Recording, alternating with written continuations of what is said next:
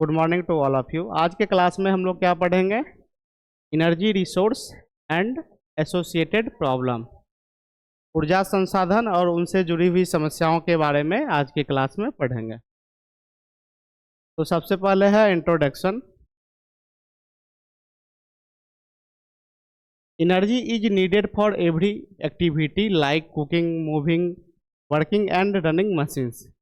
अब जो है एनर्जी की ज़रूरत जो है हर चीज़ों में पड़ती है, जैसे कि भोजन बनाते वक्त, घूमने में, चलने में, साथ ही साथ मशीन्स जो भी वर्क करते हैं उन सब चीज़ों में भी जो है किसकी ज़रूरत पड़ती है? एनर्जी की ज़रूरत पड़ती है।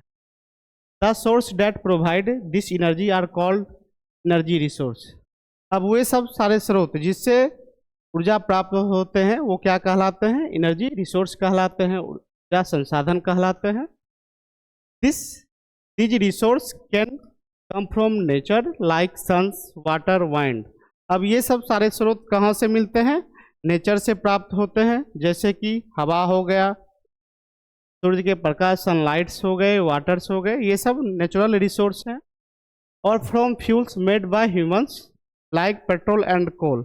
और कुछ स्रोत ऐसे भी हैं जो इंसानों के द्वारा तैयार किया जाता है, जैसे कि पेट्रोल हो गए, कोल हो गए, ये सब।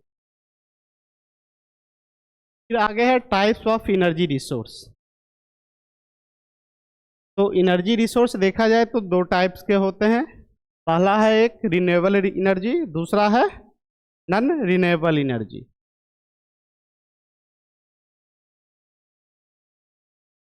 Renewable energy is energy that does not finish easily and can be used again and again. अब रिन्यूएबल एनर्जी ऐसा एनर्जी होता है जिसका यूज जो है हम एक बार से दूसरे बार में भी कर सकते हैं। ये जल्दी समाप्त होने वाले संसाधन नहीं होते, तो क्या बोलते हैं? रिन्यूएबल एनर्जी बोलते हैं। It comes from natural source. और ये एनर्जी जो होते हैं वो हमें प्रकृति के थ्रू जो है मिलते हैं। एग्जाम्पल ऑफ रिन्यूएबल एनर्जी, तो सोलर एनर्जी। सोलर एनर्जी जो है हमें सनलाइट के थ्रू मिलता है। एनर्जी फ्रॉम द सन, ये एनर्जी जो है हमें सूर्य से प्राप्त होते हैं। Used in solar panel and solar cookers. और इसका यूज जो है सोलर पैनल में किया जाता है और साथ ही साथ सोलर कुकर्स में भी जो है इस एनर्जी का यूज किया जाता है। गिव इलेक्ट्रिसिटी, और इनसे जो है सोलर एनर्जी के थ्रू जो है हमें बिजली प्राप्त होते हैं। फिर आगे है वाइंड एनर्जी। वाइंड एनर्जी जो है हमें हवा के माध्यम से जो है प्राप्त होता है। एनर्जी फ्रॉम मूविंग एयर, और यह एनर्जी जो है हमें एयर के माध्यम से मिलते हैं। वाइंड मिल्स प्रोड्यूस इलेक्ट्रिसिटी, और हवा के माध्यम से क्या होता है? फैन चलता है, जिससे क्या होता है? वाइंड मिल्स के थ्रू जो है वो इलेक्ट्रिसिटी प्रोड्यूस होते हैं, तो हम लोग वाइंड एनर्जी भी बोलते हैं। उसके बाद आगे है hydro power energy. Hydro power is energy we get from flowing water. अब हाइड्रो पावर एनर्जी जो है हमें किससे प्राप्त होता है? पानी से प्राप्त होता है। पानी को हाई लेयर से पानी को जो है हाइट से नीचे की ओर गिराया जाता है टरबाइन पे, और टरबाइन के माध्यम से जो है जब हमारा टरबाइन रोटेट होगा तो उससे जो है बिजली तैयार होती है, तो हम लोग क्या बोलते हैं? हाइड्रो पावर एनर्जी बोलते हैं। This energy is use to produce electricity, और इस एनर्जी के माध्यम से बिजली तैयार होते हैं। How does it work? अब ये कैसे तैयार होता है हाइड्रो पावर एनर्जी? तो water is stored in dam. Water को जो है डैम में स्टोर किया जाता है। The flowing water turns when water is release it flow fast. और इस पानी को जो है हाई स्पीड से जो है ऊंचे स्तर से जो है नीचे की ओर गिराया जाता है, और टरबाइन पे गिरने के बाद जो है वो टरबाइन क्या है? रोटेट होंगे, जिससे क्या होगा? एनर्जी जो है वो जनरेट होंगे, और यह एनर्जी जो है हमें किस रूप में मिलेगी? इलेक्ट्रिसिटी के रूप में जो है यह एनर्जी प्राप्त होगी। फिर आगे देखते हैं बायोमास एनर्जी, जिसको जैविक ऊर्जा भी बोलते हैं। Biomass energy is the energy we get from plants and animals waste. अब जैविक ऊर्जा जो है हमें पेड़ पौधों से और एनिमल्स से जो है प्राप्त होते हैं। It comes from things that are living और वेयर ऑन्स लिविंग। यह जो है लिविंग प्लांट्स और साथ ही साथ लिविंग ऑर्गेनिज्म से भी जो है तैयार होते हैं। जैसे कि एग्जाम्पल के लिए देखा जाए तो बायोमास एनर्जी का सबसे पहले है वुड, लकड़ी। लकड़ी से जो है हमें ईंधन मिलता है। ड्राई लीव्स, पत्तियां वगैरह जो है सूख जाते हैं तो उनका उपयोग भी जो है बायोमास एनर्जी के रूप में किया जाता है। काव डंग, गाय के गोबरों का यूज जो है बायोमास एनर्जी के रूप में करते हैं। क्रॉप वेस्ट, बहुत सारे फसल्स जो है व्यर्थ फसल्स का यूज जो है किसके रूप में किया जाता है, जैविक एनर्जी के रूप में किए जाते हैं। इसके साथ साथ किचन वेस्ट, किचन से निकलने वाले वेस्ट पदार्थ, फलों के छिलके वगैरह जो है इनका यूज जो है जैविक ऊर्जा के रूप में किया जाता है। उसके बाद आगे है non renewable energy. Non renewable energy is the energy that comes from resource that can not be replaced quickly. Non renewable energy इस प्रकार के एनर्जी होते हैं जिसका उपयोग अगर आप एक बार कर लिए तो दोबारा उस एनर्जी का यूज नहीं किया जा सकता है। Once we use them, they take millions of years to form again, so they can get finished. अब ये एनर्जी जो है, इस एनर्जी को बनने में जो है लाखों वर्ष लग जाते हैं और यह एनर्जी का उपयोग आप जब एक बार करते हैं तो दोबारा इसका यूज नहीं कर पाइएगा और ये दोबारा समाप्त हो जाते हैं। Example of non renewable energy: coal, कोयला, पेट्रोलियम, ऑयल्स, नेचुरल गैस, ये सब नॉन रिन्यूएबल एनर्जी के एग्जाम्पल हुए। फिर उसके बाद आगे है कोल। कोल इज ब्लैक और dark brown solid fuel that is found deep inside the earth. अब कोयला जो है देखने में काला भूरा टाइप्स का जो है स्ट्रॉन्ग फ्यूल्स है और यह जो है धरती के नीचे जो है मौजूद होते हैं डीप लेयर में। It is a type of non renewable energy. यह जो है नॉन रिन्यूएबल एनर्जी के मुख्य एग्जाम्पल हुए। Which means resource which means is taken millions of years to form and can not be replaced quickly. अब इस types के energy को बनने में जो है लाखों वर्ष लगते हैं। अगर यह एनर्जी जो है एक बार समाप्त होता है तो दोबारा फिर जो है इसे बनने में बहुत सारे टाइम्स लग जाते हैं। How coal is formed. अब यह कोल जो है किस तरीके से तैयार होता है, तो coal is formed from dead plants and lived millions of year ago. अब जो है यह कोल जो है, कोयला जो है भूकंप आने के बाद पृथ्वी के नीचे जो है ये दब जाते हैं और ये दबे हुए प्लांट्स जो है अत्यधिक टेम्परेचर की वजह से जो है लाखों साल में जो है ये किस में कन्वर्ट हो जाते हैं, कोयला में कन्वर्ट हो जाते हैं। अब स्टेप बाय स्टेप देखा जाए तो plant is dead and got buried under soil and water. अब इस प्रकार के पौधे जो हैं जमीन के नीचे पानी और मिट्टी में दबे होने के कारण जो है अत्यधिक टेम्परेचर की वजह से जो है ये प्लांट्स जो है कोयला में कन्वर्ट हो जाते हैं। This process take millions of years. और ये सब सारे प्रोसेस को होने में जो है लाखों वर्ष लग जाते हैं। अत्यधिक हीट और प्रेशर होने की वजह से ये पौधा जो है कोयला में कन्वर्ट हो जाता है, कोल में कन्वर्ट हो जाते हैं। फिर आगे है यूज ऑफ कोल। कोयला का यूज किस किस चीज़ों में किया जाता है, तो coal is very useful in daily life. Coal जो है हमारे दैनिक जीवन में बहुत ही पूर्ण है, बहुत ही आवश्यक है। जैसे कि fuel used for cooking and heating. Coal का यूज जो है भोजन बनाने में, साथ ही साथ जलाने में इसका यूज किया जाता है। इलेक्ट्रिसिटी जनरेट करने में भी कोल का यूज किया जाता है। Used in thermal power plants. Thermal power plants में जो है इलेक्ट्रिसिटी जनरेट करने में कोल का यूज करते हैं। इंडस्ट्रीज वगैरह में used in factories, iron, steel, cement, इन सब फैक्ट्रियों में जो है कोल का उपयोग किया जाता है। फिर आगे है ट्रांसपोर्ट। ट्रांसपोर्ट्स में भी यूज्ड इन स्टीम्स इंजन। भाप इंजन को चलाने के लिए जो है किसका उपयोग किया जाता था, कोयले का उपयोग किया जाता। फिर आगे है petroleum. Petroleum is dark thick liquid found deep inside the earth. अब पेट्रोल जो है यह डार्क थिक और साथ ही साथ लिक्विड फॉर्म में रहते हैं और यह जमीन के नीचे जो है प्रेजेंट होते हैं। It is also called crude drug, इसी को कच्चा ऑयल भी बोलते हैं। क्या कहा जाता है? Petroleum is non renewable energy resource. Petroleum जो है हमारा नॉन रिन्यूएबल एनर्जी का मुख्य एग्जाम्पल हुए, which means it take millions of years to form and can not be replaced quickly. अब इस टाइप्स के एनर्जी को बनने में जो है लाखों वर्ष लगते हैं और अगर एक बार ये समाप्त हो जाते हैं तो दोबारा यह जो है तैयार नहीं होते हैं, दोबारा तैयार होने में इन्हें काफ़ी टाइम लग जाता है। How petroleum is formed. अब यह पेट्रोलियम कैसे प्राप्त होता है? तो petroleum is formed from dead plants and tiny sea. Petroleum जो है यह हमारा पौधे और साथ ही साथ समुद्री पौधों, समुद्री जीवों से जो है यह तैयार होते हैं।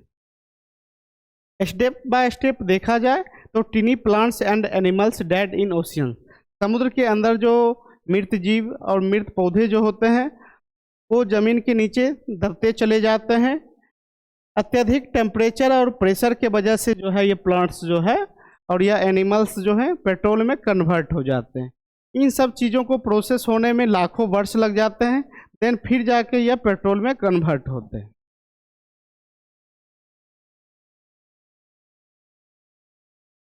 फिर आगे है वेयर पेट्रोलियम इज फाउंड। तो petroleum is found deep under the earth और सी। पेट्रोलियम जो है हमारा पृथ्वी के नीचे और समुद्र के नीचे जो है यह प्रेजेंट होते हैं। It is taken out by drilling well. और इन्हें जो है खोद के कुआं के माध्यम से जो है इन्हें जो है जमीन के नीचे से, समुद्र के नीचे से निकाला जाता है। In India major petroleum area. अपने इंडिया में पेट्रोलियम एरिया कौन कौन से हैं? जैसे कि देखा जाए असम में, गुजरात में और मुंबई है। इन सब जगहों पे जो है पेट्रोलियम पाया जाता है और इन्हें जो है जमीन के अंदर से माइनिंग करके निकाला जाता है। फिर आगे है प्रोडक्ट्स ऑफ पेट्रोलियम। पेट्रोलियम से भी अनेक प्रकार के प्रोडक्ट तैयार होते हैं, जैसे कि petroleum is refined in factory. अब समुद्र से जो है वो क्रूड ड्रग निकाला जाता है जिसे जो है रिफाइंड किया जाता है, देन उनसे जो है अलग अलग प्रकार के फ्यूल्स तैयार किए जाते हैं। Petrol used in car and bikes. Petrol का यूज कार और बाइकों वगैरह में करते हैं। केरोसिन, उससे पहले है diesel. Diesel used in buses, trucks and tractors. Kerosene used for cooking and lighting. Kerosene का यूज भोजन बनाने वक्त और साथ ही साथ लाइटिंग वगैरह के लिए भी इसका यूज किया जाता है। LPG, LPG liquid petroleum gas का यूज घरों में खाना बनाने वक्त जो है इसका यूज किए जाते हैं। Lubricating oil used in machines. Lubricating oils का यूज मशीन्स वगैरह में करते हैं। उसके बाद है bitumen used for making road. Bitumen coal tar हुआ, इसका उपयोग रोड कंस्ट्रक्शंस में साथ ही साथ रोड बनाने वक्त जो है इसका यूज किया जाता है। तो देखा जाए तो पेट्रोल का यूज जो है बड़े स्तर पे किया जाता है, जैसे कि transportation, industries, household, road construction, इन सब चीज़ों में पेट्रोल का यूज किया जाता है। फिर आगे है natural gas. Natural gas is a clean and colourless fuel found deep inside the earth. अब हमारा नेचुरल गैस है, यह देखने में कैसा रहता है? कलरलेस होता है और यह जमीन के नीचे जो है प्रेजेंट होते हैं। It is mainly made of gas called methane. यह गैस जो है मीथेन से बना हुआ गैस होता है। Natural gas is also a non renewable energy. Natural gas जो है यह भी नॉन रिन्यूएबल एनर्जी हुए, साथ ही साथ resource which means it takes millions of years to form. और इन गैसों को बनने में जो है लाखों वर्ष लगते हैं। How natural gas is formed. Natural gas कैसे तैयार होता है? तो natural gas is form from dead plants and animals. Natural gas हमारा जो है मृत पौधों और मृत एनिमल्स से जो है वो तैयार होते हैं। अब स्टेप बाय स्टेप देखा जाए तो plants and animals dead millions of years ago they got beard under layers of soil and sand. अब जो है नेचुरल गैस हमारा जो है मृत पौधे और मृत जानवरों से प्राप्त होते हैं। ये मृत पौधे और ये मृत जानवर जो हैं वो जमीन के अंदर जो है दब जाते हैं, और इन जानवरों के दबने के लाखों साल बाद जो है ये पौधा जो है किस में कन्वर्ट होता है, हमारा नेचुरल गैस में कन्वर्ट होता है। फिर आगे है types of natural gas. Natural gas दो टाइप्स के हैं। पहला है सीएनजी, कंप्रेस्ड नेचुरल गैस, इसका यूज व्हीकल्स वगैरह में किया जाता है। सेकेंड फिर हमारा पीएनजी या एलपीजी जिसको बोलते हैं, piped natural gas supplied to homes. इन सब चीज़ों में जो है पाइप के माध्यम से जो है इस गैसों का यूज किया जाता है। यूज ऑफ नेचुरल गैस, तो फ्यूल फॉर व्हीकल्स वगैरह में, कुकिंग वगैरह करने में, इलेक्ट्रिसिटी प्रोडक्शन में, इन सब चीज़ों में जो है नेचुरल गैस का यूज किया जाता है। फिर आगे देखा जाए तो इम्पोर्टेंस ऑफ एनर्जी, ये एनर्जी क्यों इम्पोर्टेंस होते हैं, तो energy is very important for our daily life. अब एनर्जी जो है हमारे दैनिक जीवन में बहुत ही आवश्यक होते हैं। Without energy we can not do any work, बिना एनर्जी के जो है हम लोग कोई भी वर्क नहीं कर सकते हैं। It is needed for everything we do, कोई भी काम करने के लिए हम लोगों को एनर्जी की आवश्यकताएं पड़ती है। Why energy is important, energy क्यों महत्वपूर्ण है, तो फॉर डेली एक्टिविटी, हम लोग अपने दैनिक जीवन में जो भी काम वगैरह करते हैं उन सब चीज़ों के लिए एनर्जी की आवश्यकताएं पड़ती है। We need energy for cooking foods, lightings homes. अब एनर्जी की आवश्यकताएं भोजन बनाने वक्त, साथ ही साथ लाइटिंग वगैरह के लिए, फैंस वगैरह के लिए, और बहुत सारे इलेक्ट्रॉनिक्स से बने हुए सामानों और अपने दैनिक जीवन में कोई भी काम करने के लिए एनर्जी की आवश्यकताएं पड़ती हैं। Without energy our daily life will stop, बिना एनर्जी के जो हम लोग अपने दैनिक जीवन में कोई भी वर्क नहीं कर पाएंगे। फिर आगे है एनर्जी की आवश्यकताएं ट्रांसपोर्टेशन वगैरह के लिए भी किया जाता है। एक जगह से दूसरे जगह जाने के लिए भी जो है एनर्जी की आवश्यकताएं पड़ती है। Energy help in moving from one place to another, energy की सहायता से ही या एनर्जी की सहायता से जो है हम लोग एक जगह से दूसरे जगह जा पाते हैं, जैसे कि कार, बसेस, ट्रेन, एरोप्लेन्स, इन सब चीज़ों में भी जो है एनर्जी की आवश्यकताएं पड़ती है। All runs on fuel like petrol, diesels और इलेक्ट्रिसिटी। अब ये सब सारे जितने भी हैं कार, बसेस, ट्रेन, एरोप्लेन्स, ये सब या तो डीजल से, या तो पेट्रोल से, या तो इलेक्ट्रिसिटी के माध्यम से ही जो है एक जगह से दूसरे जगह जा पाते हैं।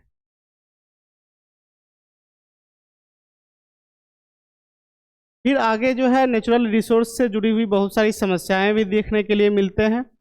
तो energy resource like coal, petroleum, natural gas and even renewable source, जितने भी ऊर्जा संसाधन हैं या तो हमें किससे मिलता है, नेचुरल से मिलता है। तो हम लोग रिन्यूएबल सोर्स, जैसे कि एग्जांपल के लिए देखा जाए तो नेचुरल गैस हो गया, वाटर्स हो गए, ये सब हमारे क्या करते हैं, इन्वायरमेंट को पॉल्यूट करने का काम करते हैं।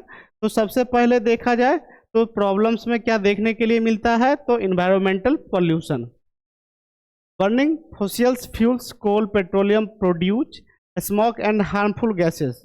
अब जितने भी हमारे जैसे कि कोल, पेट्रोल्स, ये सब जलने वाले जो भी रिसोर्स हैं, उन सबों के जलने के बाद क्या होता है, उनसे जो है धुआं निकलते हैं। धुआं क्या करता है, हमारे इन्वायरमेंट को पॉल्यूट करने का काम करता है। इससे क्या होता है, हमारा इन्वायरमेंट पॉल्यूशन होता है।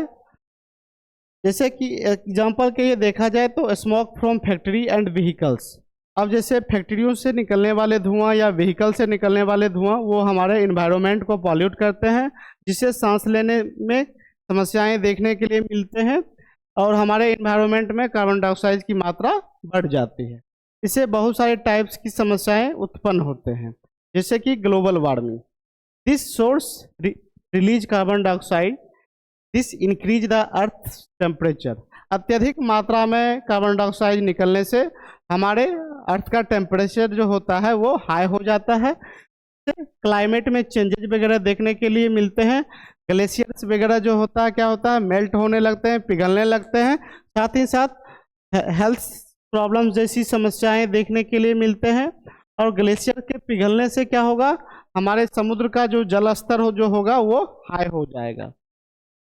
उसके साथ साथ पॉल्यूशन से बहुत सारी समस्याएं देखने के लिए मिलती है। इन्वायरमेंटल पॉल्यूशन से अस्थमा, लंग्स डिजीज, आई इरिटेशन, ये सब सारी समस्याएं जो है देखने के लिए मिलते हैं। तो आज के लिए इतना ही। Thank you so much.